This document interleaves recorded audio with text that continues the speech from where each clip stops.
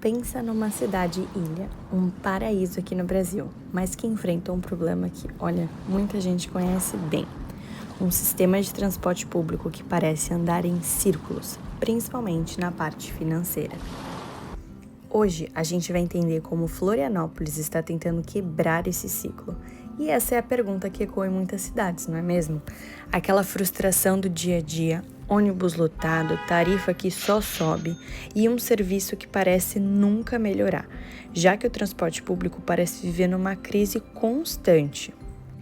E para tentar responder isso, nosso ponto de partida vai ser Floripa. A geografia de ilha da cidade não é só bonita para o cartão postal, não.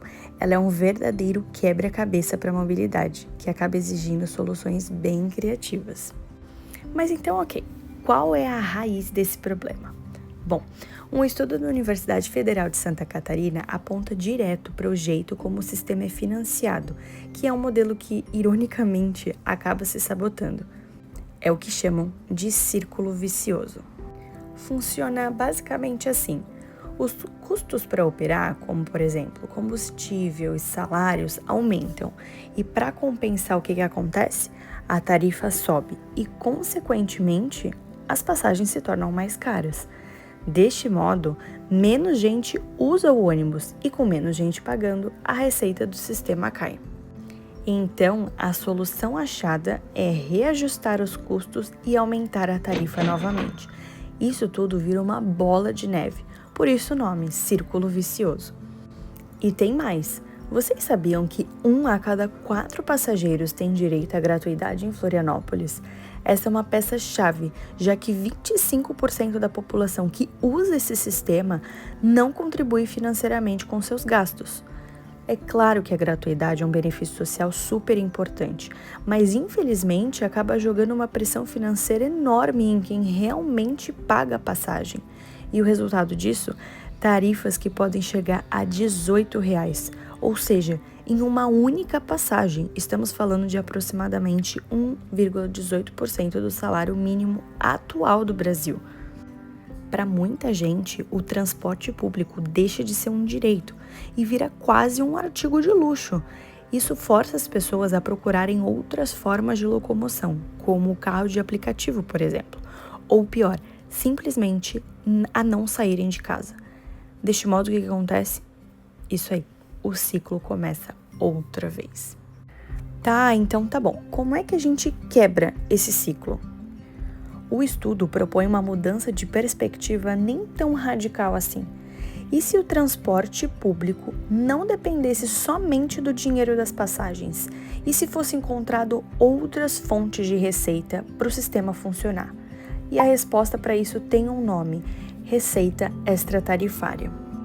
O nome pode parecer técnico, mas a ideia é bem simples. É grana que entra para financiar o transporte público, mas que não sai do bolso do passageiro na hora de passar a catraca. Essa é a chave para um sistema mais saudável e sustentável, e as possibilidades são bem interessantes. Dá para pensar em publicidade nos ônibus e terminais, quem sabe uma parte do dinheiro dos estacionamentos públicos, ou talvez uma pequena taxa sobre o turismo que usa a cidade inteira, e até os aplicativos de transporte poderiam contribuir. São jeitos inteligentes de fazer com que todo mundo que se beneficia da infraestrutura da cidade ajude a pagar a conta. Mas a grande virada de chave não está só no dinheiro, não. A proposta do estudo desenha um futuro muito mais moderno para a mobilidade de Florianópolis. Um sistema integrado, sabe? Onde VLTs, barcos e bicicletas elétricas conversam entre si. Imagina só, no lugar dos ônibus lotados nos horários de pico, VLTs elétricos silenciosos passando pelos corredores mais movimentados da cidade. Seria uma viagem bem mais rápida, confortável e com horários bem mais previsíveis para todo mundo. E já que Floripa é uma ilha, por que não usar o seu maior diferencial? O mar. Os chamados water buses ou ônibus aquáticos elétricos poderiam conectar vários pontos da ilha. É uma alternativa linda e eficiente ao trânsito, e ela transforma o trajeto do dia a dia em um verdadeiro passeio. E para resolver aquele problema clássico de como eu chego da minha casa até as estações ou ponto de embarque, a ideia é ter pequenos veículos elétricos que funcionam sob demanda. Eles poderiam buscar as pessoas mais perto de casa e levar até esses pontos principais. E é o fim daquela caminhada longa até o ponto de ônibus. E para fechar esse ecossistema, uma rede de ciclovias seguras e bicicletas elétricas compartilhadas, todas conectadas aos terminais. A pessoa poderia começar a viagem, de bike, pegar um VLT e terminar no Waterbus, tudo integrado e quem sabe, talvez com um único bilhete. Parece um sonho distante, não é mesmo? Então, mas o mais legal do estudo é que ele mostra que não precisa ser. Ele apresenta um plano prático com fases, um passo a passo para transformar essa visão em realidade. O plano é ambicioso, mas é bem pé no chão. Começa com projetos pilotos já nos próximos 2 anos. Em até 6 anos, a cidade já teria o seu primeiro grande corredor VLT.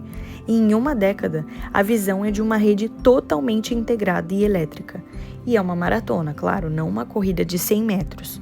No fim das contas, a escolha que se apresenta para Florianópolis é bem clara. De um lado, continuar com o sistema atual, que é caro e cada vez mais vazio e contribui para o trânsito. Do outro, abraçar um futuro com uma mobilidade mais inteligente, sustentável e principalmente acessível para todos.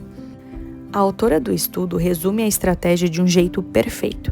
Ela diz que não se trata de acabar com os ônibus em si, mas sim de usar ele de forma mais inteligente, como parte de um sistema maior, que tira proveito do fato de Florianópolis ser uma ilha, e sim, também sobre usar a ferramenta certa para cada tipo de trajeto. No final, a história de Florianópolis serve de espelho para muitas cidades. Os projetos, a tecnologia e as ideias para criar um futuro melhor, isso já existe. A grande questão que fica é: existe vontade política e social para de fato construir esse futuro?